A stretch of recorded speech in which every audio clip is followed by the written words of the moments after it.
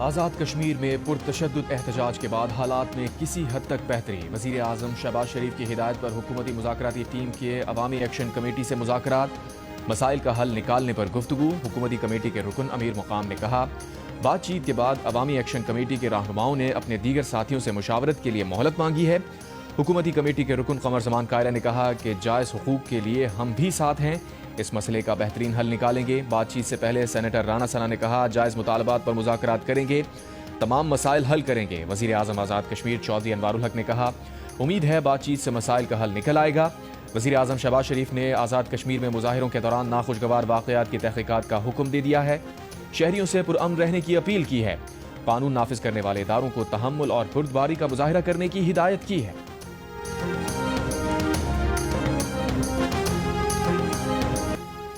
آزاد جموں کشمیر کے نمائندوں کا وزیر اعظم پاکستان کی جانب سے حکومتی کمیٹی کے قیام کا خیر مقدم۔ عوامی ایکشن کمیٹی اور حکومت کے درمیان مصالحت کے لیے قائم کمیٹی کے رکن سہیل مغل نے کہا کہ جوائنٹ عوامی ایکشن کمیٹی کشمیر کی صورتحال کو دیکھتے ہوئے غیر مشروط مذاکرات کی جانب بڑھے۔ آزاد کشمیر پریس فاؤنڈیشن کے سربراہ سردار ذوالفقار علی نے کہا، آزاد کشمیر کے اندر لوگوں کا بہت نقصان ہو چکا ہے، یہ خطہ افراتفری کا متحمل نہیں ہو سکتا۔ اس وقت گیند جوائنٹ ایکشن عوامی کمیٹی کے کورٹ میں ہے۔ سابق chief justice Azad Kashmir supreme court justice retired Syed Manzoor Gilani کی بھی عوامی ایکشن کمیٹی سے مثبت مذاکرات کی اپیل، کہا عوامی ایکشن کمیٹی حکومتی کمیٹی سے تعاون کرے۔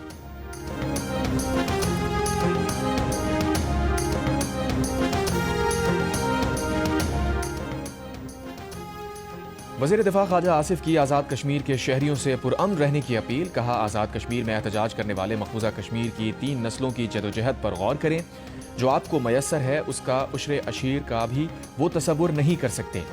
اس جدوجہد میں ایک نسل جیلوں میں جوانی سے بڑھاپے میں پہنچ گئی، وہ کشمیر کی آزادی کی تاریخ اپنے خون سے لکھ رہے ہیں، پھانسی چڑھ گئے، سینے پر گولیاں کھائیں، پاکستان سے محبت کی ہر روز قیمت ادا کرتے ہیں۔ کشمیر کی جنگوں میں شہید فوجیوں میں پنجابی، پختون، بلوچ، سندھی سمیت سب شامل ہیں۔ پاکستان نے اپنا وجود کشمیر کی آزادی کے لیے داؤ پر لگایا ہے اور لگائیں گے۔ وزیر اعظم شہباز شریف بیرون ممالک کے 2 ہفتے کے دورے کے بعد لندن سے اسلام آباد پہنچ گئے۔ دورہ امریکہ میں وزیر اعظم نے امریکہ کے صدر ڈونلڈ ٹرمپ سے ملاقات کی، فیلڈ مارشل عاصم منیر بھی وزیر اعظم کے ساتھ تھے۔ وزیر اعظم شہباز شریف نے عرب اور مسلم ممالک کے ساتھ غزہ امن معاہدے پر نیو یارک میں اتفاق کیا۔ اقوام متحدہ کی جنرل اسمبلی سے خطاب میں مسئلہ کشمیر اور مسئلہ فلسطین اجاگر کیا۔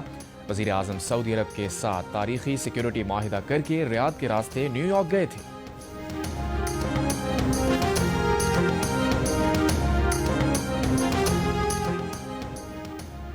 وفاقی وزیر داخلہ محسن نقوی نے نیشنل پریس کلب کے واقعے کی انکوائری کا حکم دے دیا، کہا صحافی برادری پر تشدد کسی صورت قبول نہیں۔ وزیر مملکت برائے داخلہ طلال چودھری نے کہا، حکومت نے نیشنل پریس کلب اسلام آباد کے واقعے پر غیر مشروط معافی مانگی ہے۔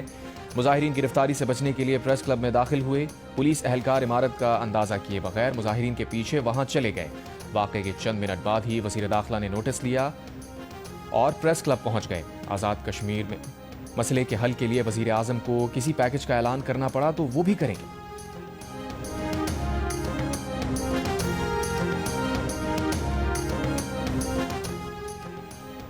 پی ایف یو جے کے صدر افضل بٹ نے کہا ہے کہ پریس کلب کی انتظامیہ اور عہدیداروں پر پولیس تشدد کی مذمت کرتے ہیں۔ Secretary general P F U J Arshad Ansari کا وزیر اعظم شہباز شریف سے واقعے کا نوٹس لینے اور ملوث اہلکاروں کے خلاف مقدمہ درج کرنے کا مطالبہ۔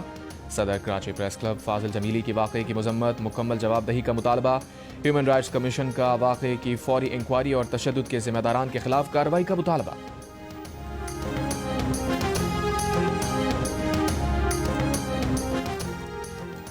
C P N E, P F U J اور ایم این کے اسلام آباد پریس کلب پر پولیس کے دھاوے کی مذمت، واقعہ دہشت گردی قرار دے دیا۔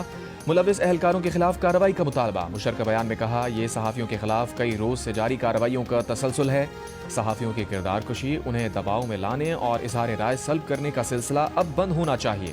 صحافیوں کے خلاف اقدامات پر آئینی و قانونی جدوجہد کا ہر آپشن استعمال کریں گے۔ پشاور پریس کلب کے صدر نے کہا، آزادی صحافت پر سمجھوتہ نہیں کیا جائے گا۔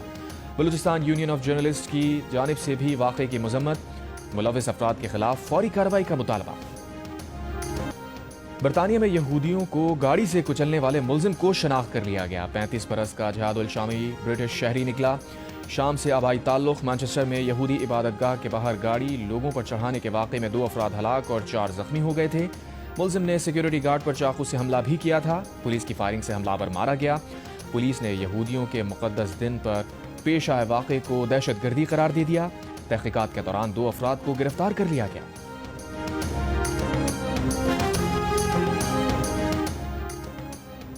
مانچسٹر میں حملے کی خبر سن کر وزیر اعظم سٹارمر کی ڈنمارک کا دورہ مختصر کر کے برطانیہ واپسی، حملے کی مذمت، کہا ہم ہر کمیونٹی کے ساتھ یکساں کھڑے ہیں۔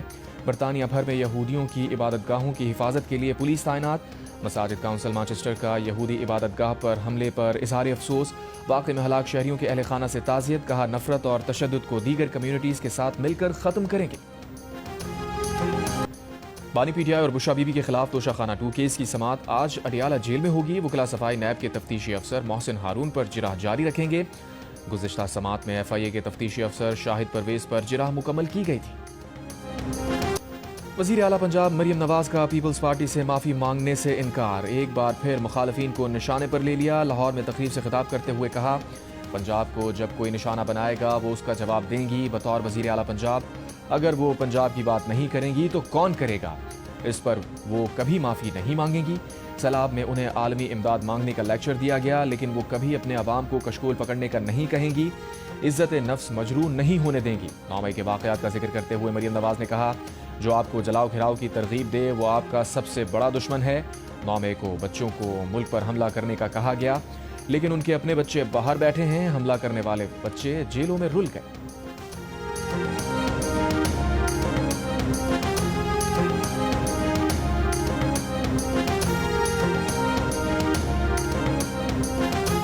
وزیر اطلاعات پنجاب عاصمہ بخاری نے پیپلز پارٹی کی رہنما شرمیلا فاروقی کا مناظرے کا چیلنج قبول کر لیا، کہا پیپلز پارٹی کے سندھ میں 17 سال سے حکومت ہے، آپ 17 برسوں میں عوامی فلاح کے 17 منصوبے نہیں گنوا سکتے۔ مریم نواز کی پنجاب میں حکومت کو ابھی 2 سال بھی مکمل نہیں ہوئے، اتنے کم عرصے میں مریم نواز نے 90 منصوبے شروع کیے جن میں سے 50 مکمل ہو چکے ہیں۔ اس سے پہلے شرمیلا فاروقی کا کہنا تھا کہ جب ایک صوبے کا چیف ایگزیکٹو یہ کہے گا کہ میرا پیسہ میرا پانی انگلی توڑ دیں گے تو یہ بدقسمتی ہے۔ شرمیلا فاروقی کا کہنا تھا کہ وہ چیلنج کرتی ہیں کہ سندھ اور پنجاب کی کارکردگی کا موازنہ کر لیں کہ سندھ میں صحت کا نظام کیا ہے اور پنجاب میں کیا ہے، سندھ سیلاب زدگان کے لیے کیا کر رہا ہے اور پنجاب کیا کر رہا ہے۔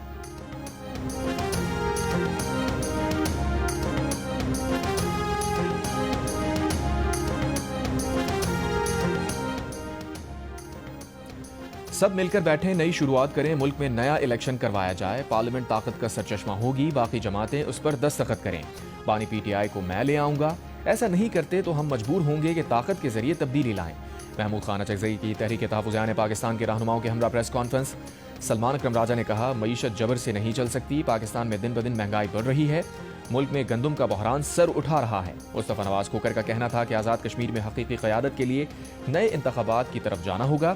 اسد قیصر نے کہا تمام صوبے ملک کی اکائی ہیں، ان کو برابر حق دیا جائے۔ علامہ راجہ ناصر عباس نے کہا ٹرمپ اسرائیل کے ساتھ ملا ہوا ہے، غزہ میں ہزاروں لوگوں کو شہید کیا گیا۔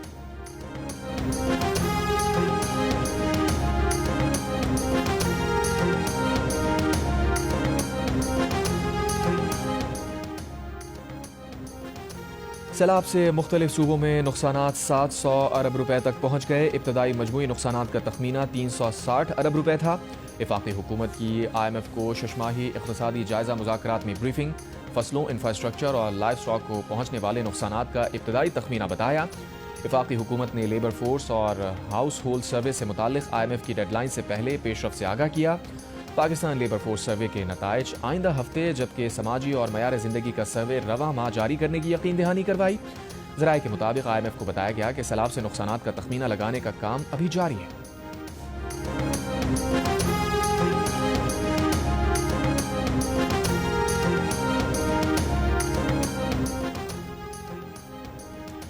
وفاقی وزیر خزانہ محمد اورنگزیب کا کہنا ہے کہ ملک میں سیلاب سے پیدا ہونے والی صورتحال پر فوری طور پر عالمی امداد نہ مانگنے کا فیصلہ کیا ہے۔ کوشش ہے کہ پہلے سیلاب متاثرہ علاقوں میں اپنے زور بازو پر معاملات ٹھیک کریں۔ برآمدات کے بلبوتے پر ترقی کرنے کی پالیسی پر کام کر رہے ہیں، خام مال برآمد کرنے میں درپیش مسائل حل کرنے کی کوشش کر رہے ہیں۔ عوام ٹیکس بھریں گے تو ترقی ہوگی، ملک میں معاشی استحکام آ گیا ہے۔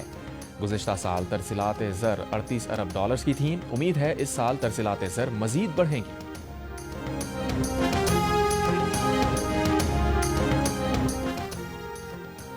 वर्ल्ड बैंक के वफ्द की वज़ीर आपाशी सिंध जाम खान शोरो से मुलाकात। सूबाई वज़ीर ने वफ्द को बताया कि मुल्क में सैलाब से बहुत नुकसान हुआ है। मुलाकात में सिंतास माहिदे, सक्खर गुड्डू बैराज रिहेबिलिटेशन और अक्रम केनाल की बहाली पर भी गुफ्तगू हुई।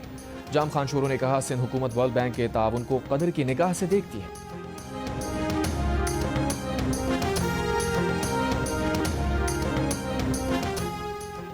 कायम मकाम सदर और चेयरमैन सेनेट यूसुफ रजा गिलानी का कहना है कि ट्रंप के साथ जो मुआहिदा हुआ वो इज्तमाई सोच के साथ हुआ।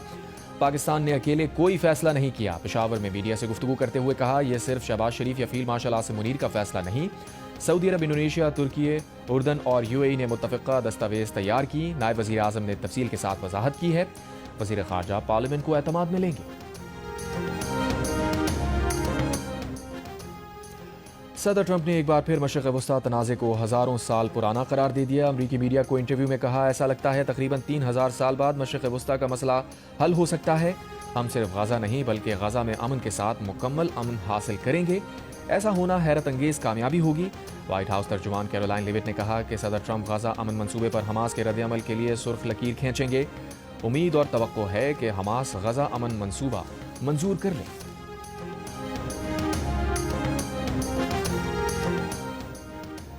हमास के गैर मुसल्लह होने से इनकार के बाद अमीर कतर शेख तमीम बिन हमद अल-सानी का अमरीकी सदर ट्रंप से फ़ोन पर राबता। गज़ा जंगबंदी मंसूबे पर तबादला ख्याल। तर्जुमान व्हाइट हाउस कैरोलाइन लेविट का तफसील बताने से गुरेज। कहा, बातचीत हसास है, बताई नहीं जा सकती। तर्जुमान ने हमास की जानिब से मंसूबा मंजूर होने की उम्मीद भी जाहिर की। कहा, सदर ट्रंप हमास को मंसूबे पर गौर के लिए वक्त की डेडलाइन मुकर्रर करेंगे। मिस्री वज़ीर ख़ारजा ने कहा कि अमरीकी सदर की गज़ा मंसूबे में कई खला हैं। इक़्तिदार और सिक्योरिटी पर मजीद बातचीत होनी चाहिए।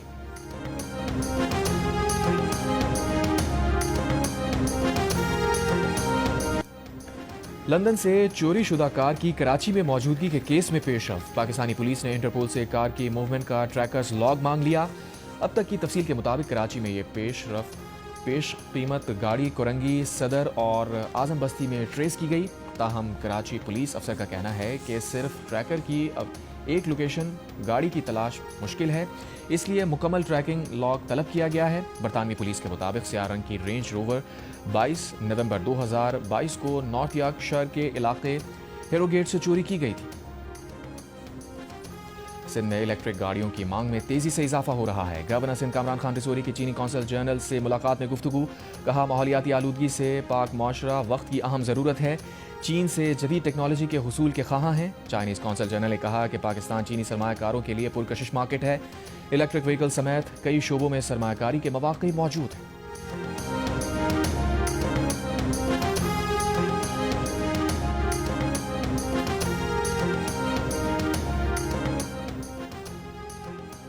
मुत्तहदा अरब इमारात और पाकिस्तान का हुकूमती शोबों में ताउन के एक्शन प्लान पर तेज़ रफ्तार बरकरार रखने पर इत्तफाक।